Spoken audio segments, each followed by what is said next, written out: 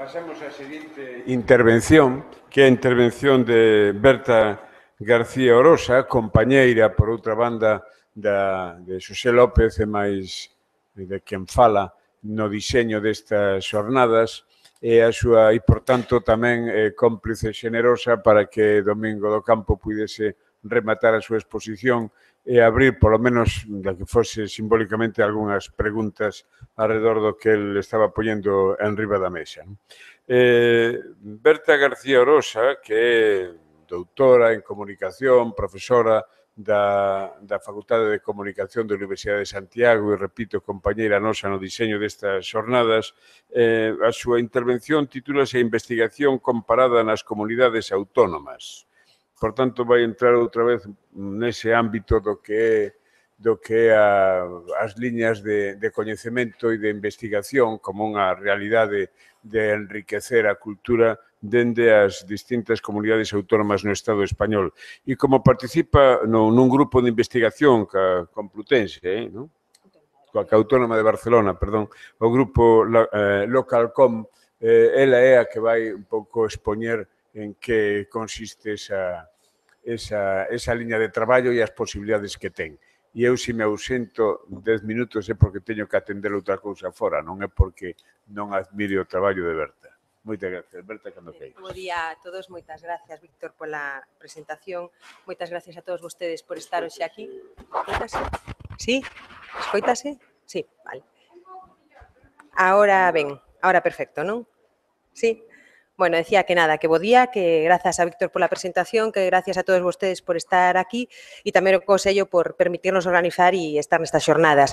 Lamentablemente, eu non son, en principio, a persoa responsable desta conferencia, sino que o director do grupo Localcom, Marcial Murciano, e dende o inicio quero transmitir as súas disculpas porque por un imprevisto de última hora non pode estar hoxe con todos vostedes e eu intentarei, de algún xeito, en media hora, meterme na súa pel e contarles o que el, en principio, lles contaría.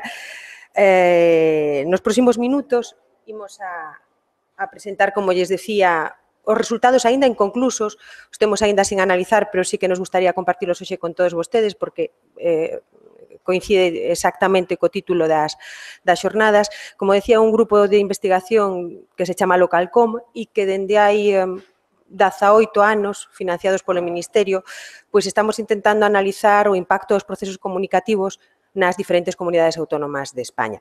Comezamos xa hai moito tempo con eso que se chamaba a Sociedade da Información, na que nós, como tamén decía Domingo, nós non saíamos moi ben parados. Os datos que temos hoxe compartindo o seu optimismo son un pouco mellores ou as tendencias son un pouco máis optimistas.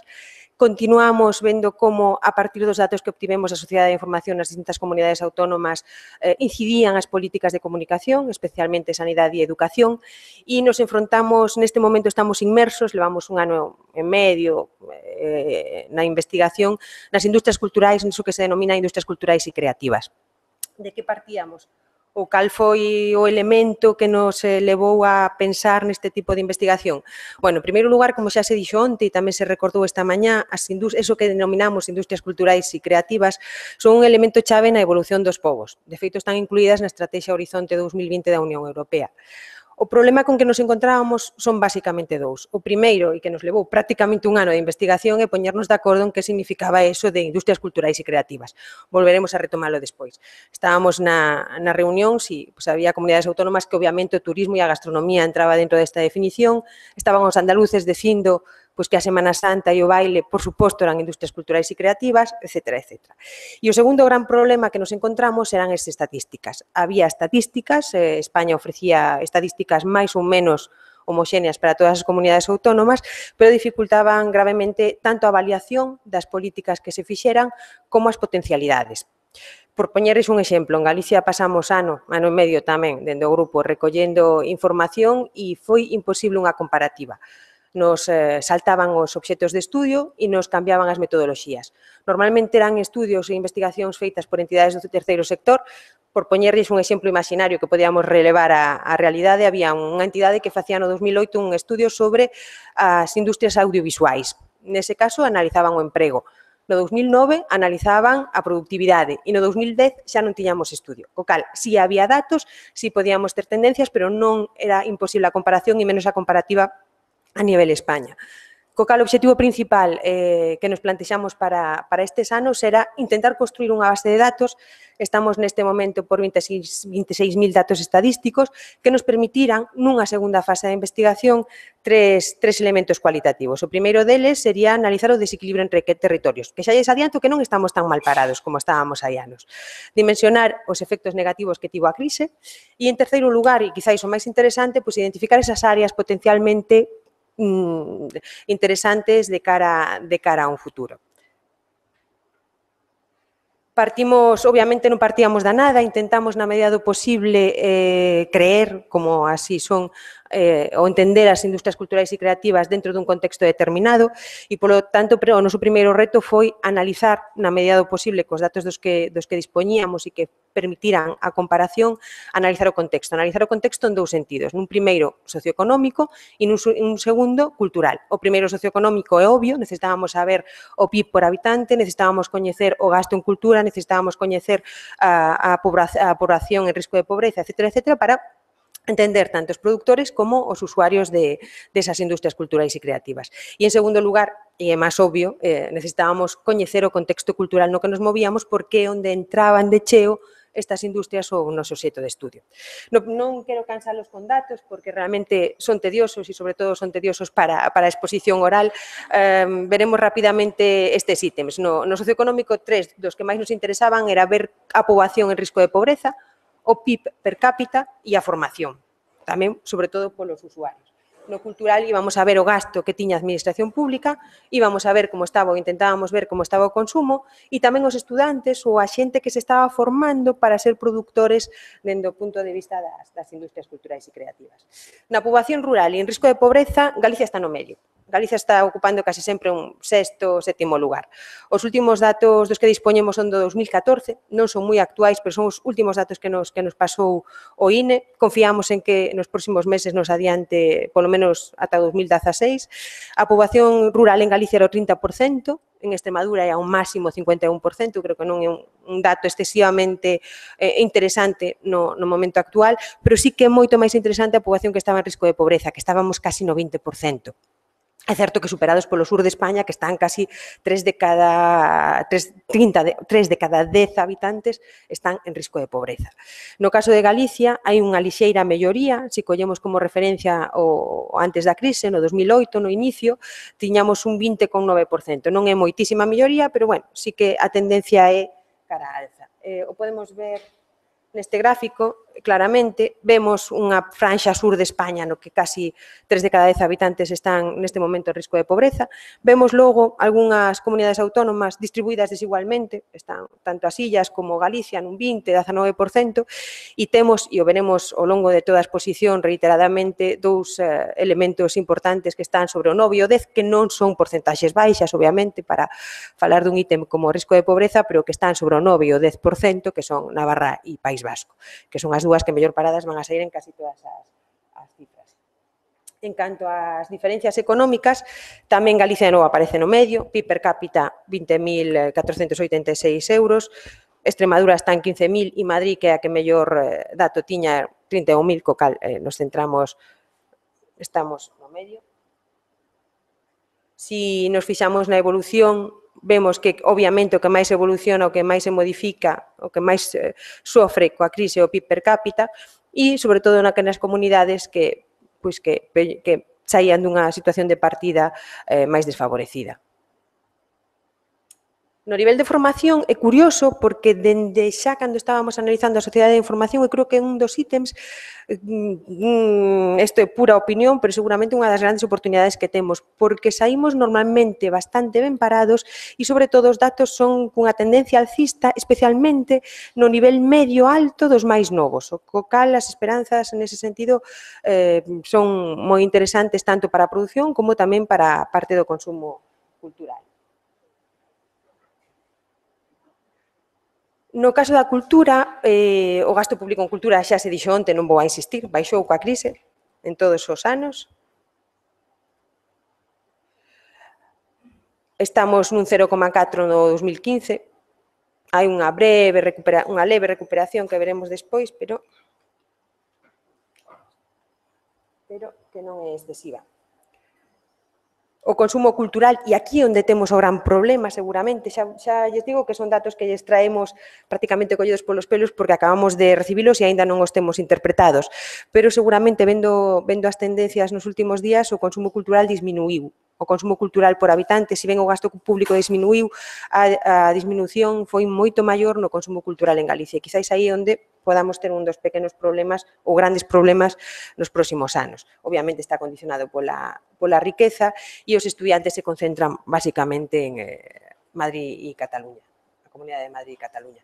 Si vemos o gasto público en cultura, vemos que Galicia está situada por aquí, casi sempre vai a estar no mesmo momento, e quizáis o máis interesante é a evolución. Curiosamente, hai datos que chaman a atención, a Comunidade de Madrid máis ou menos estable, cunha pequena baixada no 2012, Galicia máis ou menos estable, cun pequeno repunte, baixamos na crise bastante, e aquí hai un pequenísimo repunte, e en cambio Cataluña sí que cando, despois dunha baixada moi importante durante os peores anos da crise, no 2013 inicia o ascenso.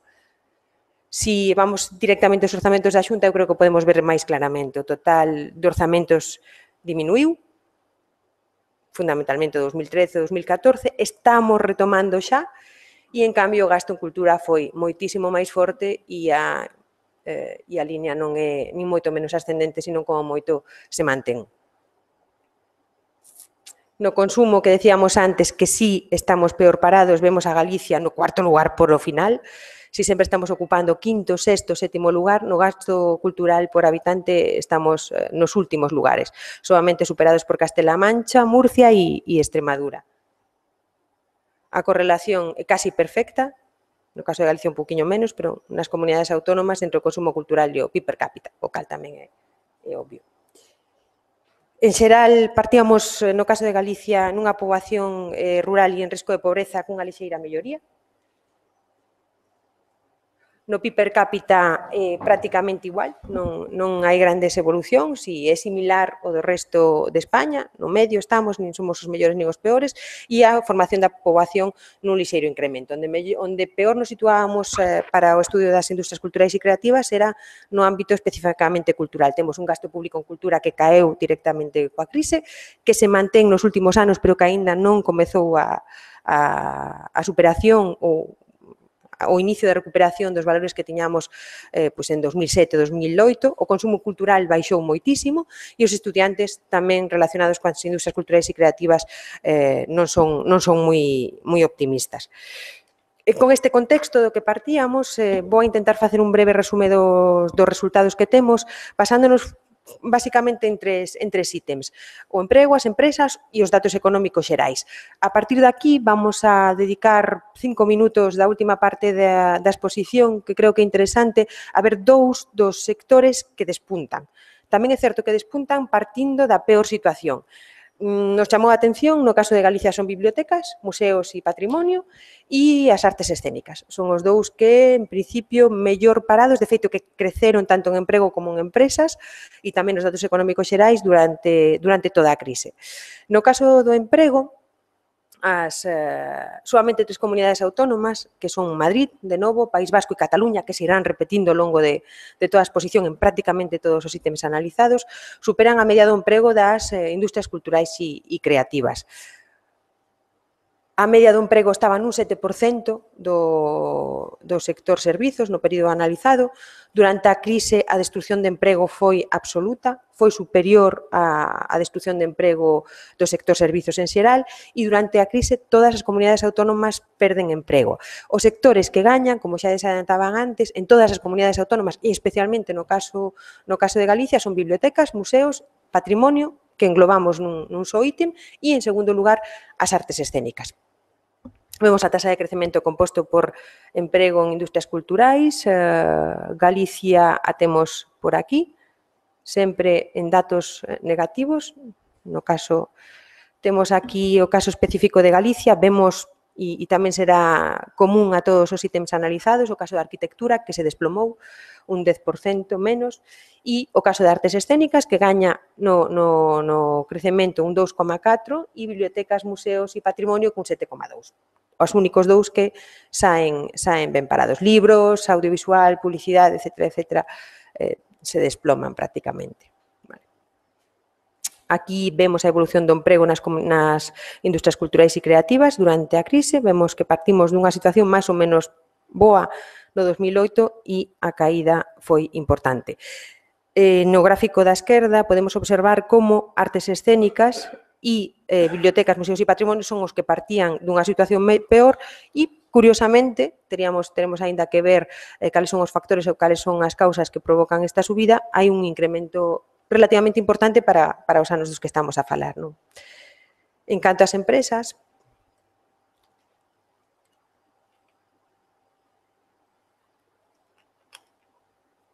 vamos a pasar rápido porque xa se falou bastante onte.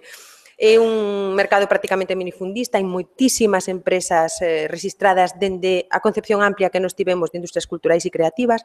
Obviamente, o veremos ao final nunha cartografía, as maiores concentracións están no País Vasco, pola súa renta per cápita, en Madrid e Cataluña tamén polas súas dimensións de poboación e de produtores.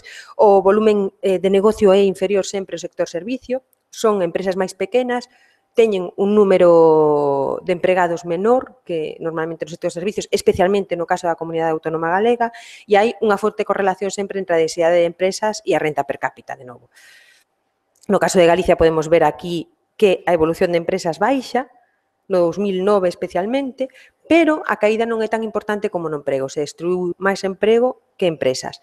De novo, artes escénicas non solamente non perden empresas durante os anos da crise, senón que ganan exactamente igual que bibliotecas, museos e patrimonio. Con relación co PIB per cápita. O último ítem do que lles quería falar era o volume de negocio. Son na Comunidade de Madrid as industrias creativas e culturales superan a hostalaría en volumen de negocio. Creo que é un dato interesante que debemos de non esquecer. A crise minguou os ingresos das industrias culturais e creativas, sempre tamén de novo a un ritmo superior á media do sector. Todas as comunidades autónomas tiveron retroceso no volumen de negocio, absolutamente todas, incluídas Cataluña, Madrid e País Vasco, que, como vemos, van á cabeceira. Edición, arquitectura e audiovisual, como víamos tamén, son as máis afectadas pola crise, non solamente no volumen de negocio, que é onde máis se nota, sobre todo nas empresas e na creación de emprego. E, finalmente, outro dos ítems que nos aparecía, a contracción do volumen de negocio en porcentaxe con PIB foi generalizada en todas as entidades. Convén non esquecer o último, que pese a que todos os datos relativos ao volumen de negocio aparecían negativos, nos aparece un que é o valor engadido bruto que baixa, pero incrementa esa productividade do emprego. Na maioría das comunidades autónomas incrementa, no caso de Galicia vemos que non hai unha subida, pero sí resiste. O vemos aquí, tasa de crecemento composto en volumen de negocio que está sempre en negativo, o valor engadido bruto que tamén se desploma, no caso de Galicia exactamente igual. As dúas que destacan de novo son Madrid e Cataluña. E os datos desglosados para Galicia tamén vemos un valor engadido bruto que cae, que non se recupera polo momento na crise, pero que de novo nos dá positivo nos dous mesmos de sempre. En artes escénicas, neste caso en artes visuais, a única modificación, artes escénicas está negativo, un menos 1,2, e en bibliotecas, museos e patrimonio. O volumen de negocio por sectores.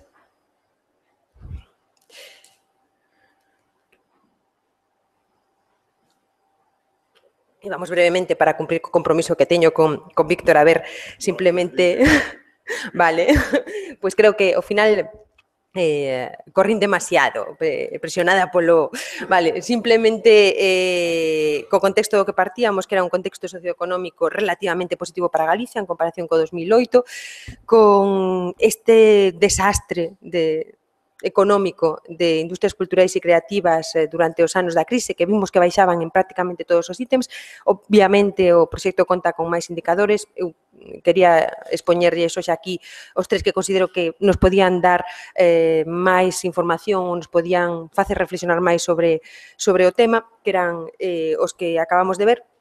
E en todos eles aparecían de forma positiva, única e exclusivamente, dous sectores dentro das industrias culturais e creativas, que eran as artes escénicas, as bibliotecas e os museos e patrimonios. Por iso decidín dedicar os últimos minutos, 20 minutos, os dous sectores. Lles decía ao principio que os dous grandes problemas que tivemos cando iniciamos o proxecto e que nos levaron bastantes meses de discusión eran, por unha parte, as estadísticas, que intentamos solventar propoñendo directamente facer unha estadística propia que nos permitira comparar, e o segundo gran problema era a definición. Non nos poñíamos de acordo en que significaba eso que deu título a estas xornadas, que eran industrias creativas e culturais. De feito, tivemos gran discusión de se eran industrias solamente creativas ou eran tamén industrias culturais, ou eran solamente industrias culturais e non creativas. Para intentar pechar un pouco a idea, chegamos a un pseudoacordo, nos veu ben o libro verde da Comisión Europea titulado Liberar el potencial de las industrias culturales y creativas, que se publicou no 2010 e que as define como aquellas que utilizan la cultura como material y tienen una dimensión cultural, aunque su producción sea principalmente funcional. Entre ellas incluye la arquitectura y el diseño, que integran elementos creativos en procesos más amplios, así como subsectores tales como el diseño gráfico, el diseño de moda o la publicidad. A partir de aquí, o segundo gran problema, estábamos de acordo na definición, optamos por seguir a Unión Europea e asumir esta, pero tiñamos outro gran problema, que era a clasificación. Simplemente trouxen tres, eu creo que chegamos a contar hasta 12 clasificacións en España das distintas industrias culturais e creativas. Nos traballamos finalmente coas industrias do INE, perdón, coa clasificación que facía o INE e coa clasificación que é bastante ampla do Instituto Catalán de Estadística. A partir de aí, intentamos facer unha clasificación moi amplia para que tiveran cabida todas aquelas propostas das distintas comunidades autónomas e aproximadamente nos daba o que teñen na pantalla. Pois as artes escénicas estarían compostas por todos estes ítems para que, na medida do posible, o proxecto fora integrador e non eliminara ningunha actividade que pudera ser considerada de algún xeito industria cultural ou creativa. Con esta definición, entón, de artes escénicas moi amplia, na que entraba prácticamente todo, as artes escénicas en Galicia, como decíamos, saían ben paradas da crise, os indicadores melloraban, pero eran similares ao resto de España, sempre ocupando non os primeiros postos, ni siquiera os últimos, sino nesa posición de 6, 7, máis ou menos mediana, que saltaba nalgún dos ítems, pero se mantiña noutro. O número de salas foi bastante estable, sempre por debaixo da media española, pero bastante estable. Dende 2008 baixa moitísimo o consumo cultural, como vimos, e imagino que tamén por este motivo ou como causa o número de concertos e representacións. A recadación comeza a revertir a tendencia negativa, pero moi pouquiño, o veremos despois nos gráficos, pero sí que se nota polo menos un estancamento e non un descenso.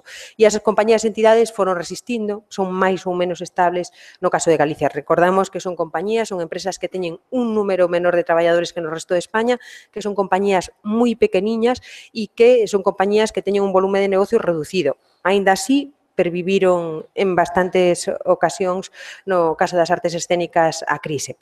Vemos o caso de emprego que se mantén, agora xa está subindo, 1.300, no inicio da crise estábamos en 1.100, se mantén bastante ben. As empresas se mantiveron, non houve unha baixada espectacular e crecemos, estamos casi duplicando, non tanto, pero casi duplicando o número de empresas que tiñamos ao inicio da crise no caso das artes escénicas, o volume de negocio pasou exactamente igual e o valor bruto exactamente o mesmo, co cal é un dato moi optimista. Se nos comparamos co resto de España, no número de compañías de teatro, vemos que tamén se mantén, neste caso baixa un pouquiño, pero poden ser circunstancias puntuais, e estamos neste caso nun quinto lugar. Entre o quinto e o sétimo nos encontramos prácticamente sempre en todos os ítems. A recadación de espectáculos en vivo e o gasto medio por espectador tamén, que era un dos problemas que víamos no ítem xeral, no caso das artes escénicas se mantén, exactamente igual no 2008 que no 2014, 10,3, e se acaba, no gasto medio incluso acaba subindo no momento actual.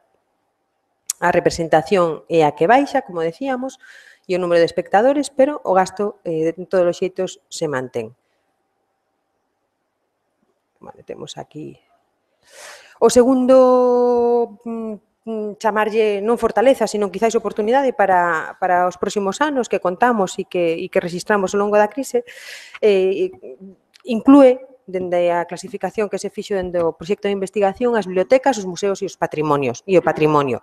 Obviamente, quen acumulaba o maior patrimonio recoñecido, entre comillas, oficialmente recoñecido, era a comunidade autónoma, era Andalucía, pero nós tampouco saíamos mal parados nese ítem.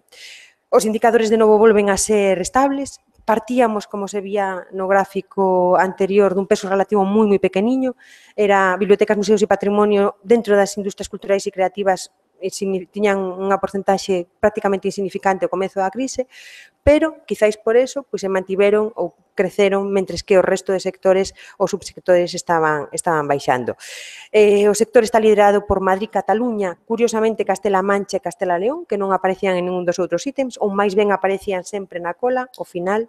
As bibliotecas en Galicia supoñen neste momento un 7% das do resto do Estado e temos un ratio de 18,1 por cada 100.000 habitantes, que está relativamente ben. Os museos aumentan, non disminúen, non pechan, sino que aumentan en plena crise, de 69 a 79, non é un crecemento espectacular, pero para a situación na que nos encontrábamos, dende logo que polo menos é chamativo. E o número de traballadores e gastos, aínda que e aumenta o número de traballos e gastos, aínda que de novo estamos no consumo cultural, estamos no gasto cultural, que descende o número de visitantes, curiosamente. E as compañías e entidades máis ou menos estables e, igual que no caso anterior, a recadación comeza levemente a sobrevivir. O vemos aquí, os datos de emprego de museos son espectaculares para os momentos que estábamos a vivir na comunidade autónoma e en toda España. Partíamos no 2008 de 870 e estábamos no 2014 en 1.300. Exactamente igual o número de empresas, e exactamente igual nos outros dous ítems que, se non se manteñen, en todos os casos, perdón, neste caso en todos son moi positivos. O vemos aquí de outra forma, vale, museos, e este é o ítem de Galicia. Vale, simplemente para concluir, para que teñamos unha idea de que nos enfrontamos ou sobre que estaban baseados estes datos, en xeral podemos ver que en Galicia o volume de negocio do que estamos a falar, é dicir, o obxecto de estudio, o obxecto de conferencias nestas xornadas está nun máis ou menos 1,33% do PIB galego, que ocupa 1,6% do persoal ocupado da nosa comunidade autónoma, co cal estamos falando de industrias non excesivamente grandes, pero sí importantes dentro da nosa economía, un 10,9% das empresas do sector servizos. Xa se comentou onte que é chamativo o número de empresas pequenas coas que contamos, dado a poboación e o territorio da comunidade autónoma galega, e que son empresas moi pequeniñas que contan cunha media de 2,1 traballadores, pero que se manteñen estables, que teñen o seu nicho de mercado e que se manteñen estables. Si vemos a evolución comparada, podemos observar a caída de arquitectura en prácticamente todos e vemos a subida de artes escénicas, que é a vermella, e de bibliotecas e museos, que é esta outra. Vemos que era peor situada, pero perdón, en todos se mantén, especialmente no persoal ocupado, que sube de maneira importante ao longo dos anos da crise. Simplemente para rematar, para que vexamos todo isto, que excesivamente cansino quizáis para unha exposición oral en gráficos. Vemos os dous núcleos, o veremos en todos os mapas, os dous núcleos de industrias culturais e creativas en España, que son Cataluña e a Comunidade Autónoma de Madrid. Non desmerece o País Vasco, dadas as características de poboación e de territorio, pero sempre está aí. Galicia está aquí, no caso do persoal, pero, bueno, non ocupa 1, 2, 3, 4, 5, 6, sexto lugar. O vemos tamén aquí, un poquinho máis pequeno no valor engadido bruto, non na productividade por empregado e no volume de negocio. Vale, nada máis, simplemente o deixo aquí, de novo, transmitir esas disculpas polo que teria que ser o voso acompañante, o compañeiro ou conferenciante hoxe, que é o profesor Marcial Murciano, que de feito é o responsable deste estudio. Moitas gracias pola súa atención.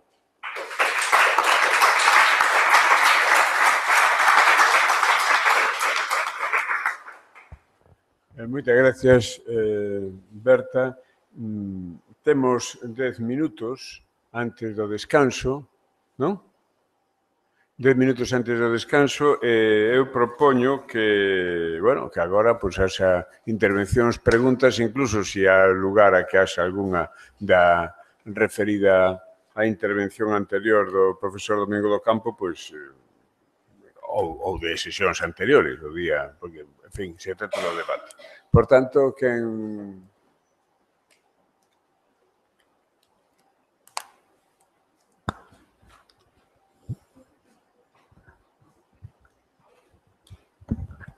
Berta, eu querría saber un pouco a metodoloxía que se utilizou na investigación.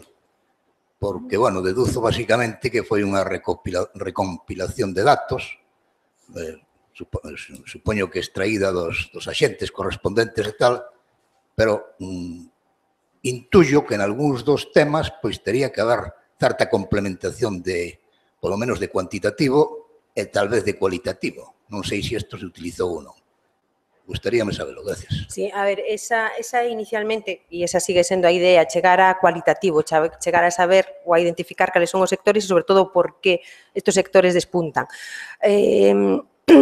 Perdón, a metodoloxía foi a que ocupou prácticamente, non sei se o primeiro ano e ano e medio de investigación, porque nos encontramos con eses dous problemas. Primeiro, que non estábamos de acordo en que significaba industrias culturais e creativas. E, en segundo lugar, que despois dunha recopilación en todas as comunidades autónomas da información, das investigacións, dos libros e dos estudios, víamos sorprendentemente, por exemplo, no caso de Galicia, que hai bastante investigación, que había bastantes informes, pero que eran totalmente inconclusos, que non acababan e non tiñan continuidade ano tras ano. Co cal, despois de todo eso, temos un grupo de investigación paralelo, entre comillas, que son os estadísticos e os metodólogos da Universidade Autónoma, que foron os que nos diseñaron os ítems ou a metodoloxía que poderíamos seguir. Básicamente consistiu en rogarlle ao INE que nos pasara certos datos que non están desglosados, porque o segundo capítulo era que, se ben tiñamos definido, por exemplo, artes escénicas, en cada comunidade autónoma, cada instituto de estadística, facía unha subclasificación e chegaba hasta un tipo de subclasificación. Nos quixemos chegar hasta o terceiro ítem. Vale, non os trouxen porque quizás serán demasiado pesados, pero chegamos hasta o terceiro ítem de subclasificación dentro de cada un destes subsectores. Perdón, o INE tiña na súa páxina pública, me parece que o primeiro, e nos faltaban os outros dous. Finalmente, bueno, conseguimos mercalos e traballamos basicamente con aquilo que nos permitía comparar, que é a parte oficial, a parte que nos facilita o Instituto Nacional de Estadística. A partir de aquí, sí que é certo que estamos no momento de intentar analizar estes datos e, na medida do posible, nos queremos, na parte cualitativa, que será a que comecemos agora, intentar integrar aqueles estudios que recollimos na primeira parte das distintas comunidades autónomas. É difícil, no punto de vista científico é difícil, hai unha información moi rica, hai reflexións moi interesantes, pero moi difícil porque non son comparables. Están moi ben feitos casi todos, son metodolóxicamente increíbles ou perfectos, pero a dificultade coa que nos encontramos é que non hai continuidade seguramente por cuestións de orzamento. Hai eu recordo algún de emprego, de gasto público, de salas de artes escénicas que estaba moi ben, que daban uns resultados perfectos, pero que ao ano seguinte nos cambiaban o ítem, igual nos que estudiaban emprego, e un ano despois non facían, e 4 anos despois volvían ao de salas. Claro, non nos permite ver a evolución histórica, co cal non nos permite comparar. Agora mesmo estamos pendientes de que, sabichedes que son datos do 2014, e estamos pendientes de que o INE nos pase hasta o 2016, polo menos. Isto é moi lento, a negociación é moi lenta e a partir de aí o que estamos facendo basicamente polo momento é unha base de datos estadística a partir dos ítems que os estadísticos de Barcelona nos van comentando que poden ser os máis interesantes ou que poden ser os que máis poden influir, ter unha influencia directa nas industrias culturais e creativas. Todos os xeitos non hai problemas, senón despois podo pasar, temos unha metodoloxía que, por suposto, é pública e podemos compartir con calquera que quera replicar ou que lle poda interesar un pouco máis o tema polo miúdo. Pero polo momento, que o que máis lamentamos quizás é un traballo puramente estadístico, que non era o noso obxectivo inicial, pero que nos veu dado porque non tiñamos material con que traballar. Eu, como este é un pouco a nosa especialidade, a Berta e a miña e tal, decir que o gran mérito deste traballo está precisamente na súa condición de que por primeira vez se está intentando poñer orde a información de que se dispón. Eso significa saber que ocos hai para a medio prazo no futuro, ou no futuro non, un futuro a longo prazo, pero nas seguintes fases de investigación poder intentar facer metodoloxía para ir enchendo eses ocos que hai.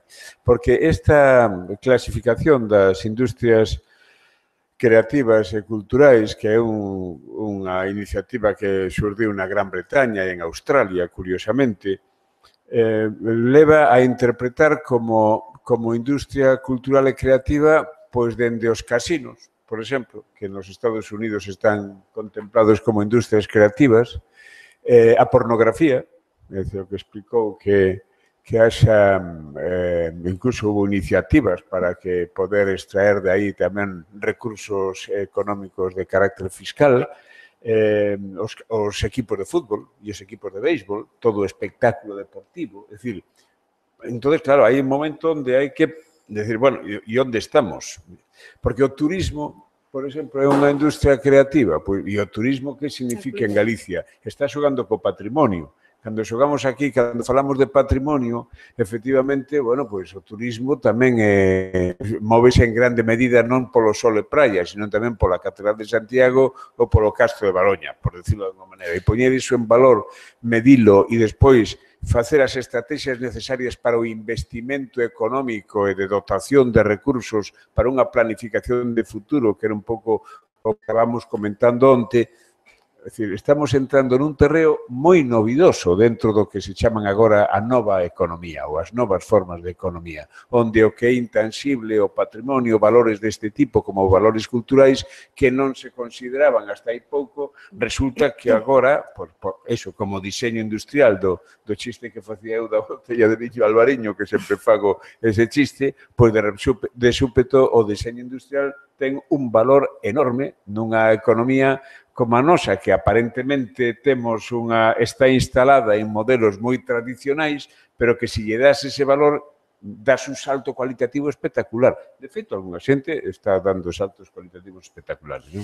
De feito... E eu creo que nese aspecto é unha chega que a nós nos parece moi interesante. Bueno, unha mágoa que non puidese vir o titular do proxecto, pero, bueno, está aberta aí e seguro que cando se publique, cando publiquemos todo este material, pois será moito máis, haberá oportunidade de velo con máis detalle.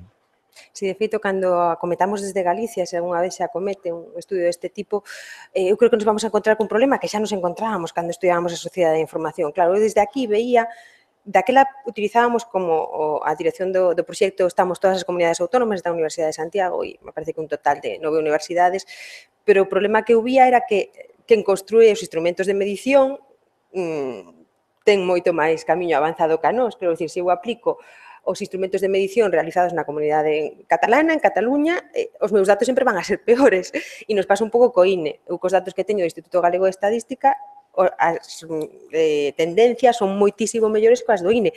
Se aplicamos os datos de aquí, facemos metodoloxía non podemos comparar co resto de comunidades autónomas. Cataluña están bastante adiantados nesta reflexión. Incluso teñen os mapas das industrias culturais bastante elaborados, por lo menos que axudan a entender... Tiveron moitos plans directores. A entender o problema. Pero incluso a demografía, cando para ser xustos, porque ás veces nós que estamos obsesionados, por eso decía eu onte, así con pouco de humor, que somos poucos e, como decimos na ría, facemos majas. Porque os poucos que somos, despois de ver estes datos que están saindo aquí, vemos as oportunidades obxectivas que temos para xogar o partido. Falta, se queredes, unha colocación, unha planificación estratégica no campo para que os xogadores estean ben colocados, xa que estamos utilizando o termo deportivo, ou estou utilizando termo deportivo, que estean colocados ben no campo, que non vayan todos correndo detrás do balón, todos xuntos e apelotonados, pero as posibilidades obxectivas para estar dun xeito digno e en primeiro nivel no que chamaríamos o primeiro mundo, están aí, e eu creo que están saindo en distintos ámbitos e non nos poñemos de acordo. É dicir, nunca... Sí. Nunca estivemos falando destas cosas, que é a primeira vez que falamos Sí. de como vasos comunicantes nunhas jornadas deste tipo. Bueno, eu, se non hai ningunha intervención, propoño un breve descanso e ás 12 temos a intervención de Cristina Pato trascendendo disciplinas. Non conseguín ler o resto porque xa me apagaron a luz. Entonces, isto da luz non é que queramos aforrar, é que cocémonos. Porque con esta luz aquí en riba, se nos lo deixan encendida, cocémonos. Bueno, ás 12 vémonos outra vez.